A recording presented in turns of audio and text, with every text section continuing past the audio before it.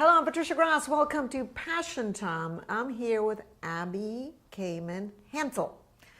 She's about to get married. Soon to be married. She's going to be Hansel too. But we invited Abbie because she's a child of divorced parents, but her parents took the high road.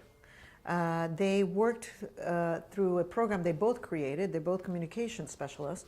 And they created a program that helps people go through divorce in a smart, loving, respectful way. But thank you, Abbie, for joining us. Thanks for having me. Because it's great to talk to millennials, you know? I feel cool now. It's so good to see you. It's good to see you. Okay, I want to ask you about your passion, though. Yes. What is your passion and how are you living your passion? So I would say like mother, like daughter. My passion is 100% about making the world a better place and leaving it for future generations better than before and improving upon that. That's wonderful. That's a great thing. Great genes you got there from both parents, right? Okay, I wanted you to talk a little bit about being the child of divorced parents, but going through that experience in a different way that most kids seem to go through. Mm-hmm. So my experience with my parents' divorce was very different from what my friends were going through at the same time with their parents and their divorces. And what I mean by that is they at no time allowed their issues and what they were dealing with to impact me and my sister. Okay. And, you know, that was not the case with a lot of our friends. When they were going through the divorce, what are the things that kids feel? Because I fortunately don't come from a divorced home, so I want to know some of the issues that you were going through and how your parents going through an effective divorce helped you.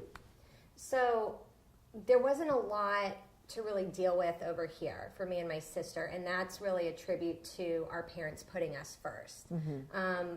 We weren't aware of necessarily what they were dealing with, and all we saw was them working together to raise us. So, of course, it's a shock when your parents get divorced, and we didn't really know what that meant. There weren't a lot of, you know, it was still not as common as it is today. But we knew that everything was going to be okay. We never felt scared or frightened or even put in the middle of what they were going through. And that was a really incredible and special experience for us. Would you say that's kind of the first mistake people going through divorce are making? They take their own issues and start using the kids as, you know, blame in the blame game. Your father did this, your mother did that, that sort of thing. I would say that's the most critical issue that parents in divorce can make. The impact that it has on children is very, very hard to overcome later. And it shapes you at a very vulnerable time. And I saw my friends doing that happening to my friends. Mm-hmm. How old were you when you went through the divorce? I was 13, and my sister was about 10 years old. So we were we were young.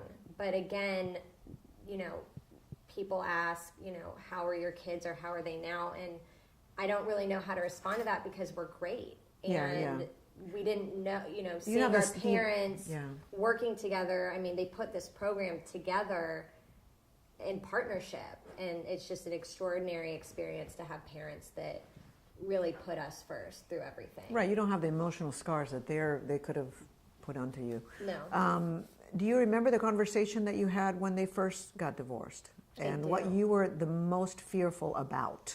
I don't remember being afraid, to be honest, because of how they communicated with us. So I remember they took us to dinner, and every family's different, and there's no right way to handle telling your children, but they took us to dinner, and they said, you know, your mom and I, my parents said, and my dad said, your mom and I are separating, and this is what that means, and this is what that looks like, and we want you to know nothing is going to change for you, but you now will have two houses.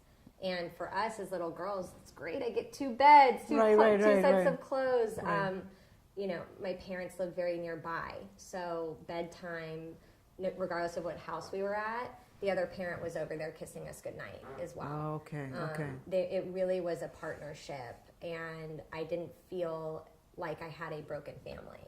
I had a larger family, and that experience is still carrying through today.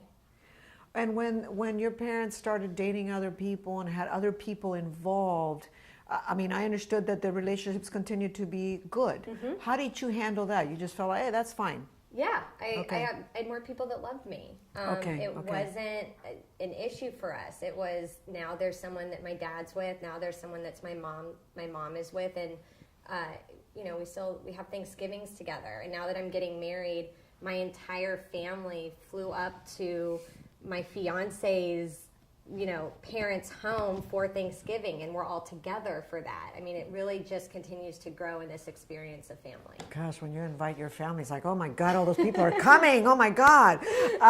Tell me about, what are the most important things you learned from your parents going through this process, the way they did it, with your relationship coming up? So, I mean, how do you think about it now? Yeah, well, I'm really committed to my relationship. And going into a marriage with divorced parents, I'm still very committed to being with the person that I love forever. But I've been able to take the tools that they've used, my parents have used, into my relationship to make sure that we have a workable and supportive relationship for the rest of our lives. So I think it translates whether you're going through a divorce or whether you're in a marriage, the same rules apply. And the integrity of the relationship, the communication, the love, and even in the hard times, again, it's the communication that really matters. You talked about values, that your parents, important values that your parents left you while going through this divorce the way they did. What are some of those important values that you want to share? Well, again, first and foremost, it's children first and family first, and putting ahead of oneself and one's personal issues what really matters in life, and making a difference and staying true to the bigger picture of life. So, for example, based on what my parents imbued in me, I'm committed to making this world a better place, and I work for a nonprofit that fights discrimination and bigotry and hate, not only in schools with children, but out in the world and in the community. And that's a direct result of how they raised me. All right, Abbie Kamin, thank you so much for joining us, and let's wish her good luck with her long-term marriage. Thank you so much. Thank you for watching. Make sure you subscribe to our channel right down here. Make sure, and we'll see you next time.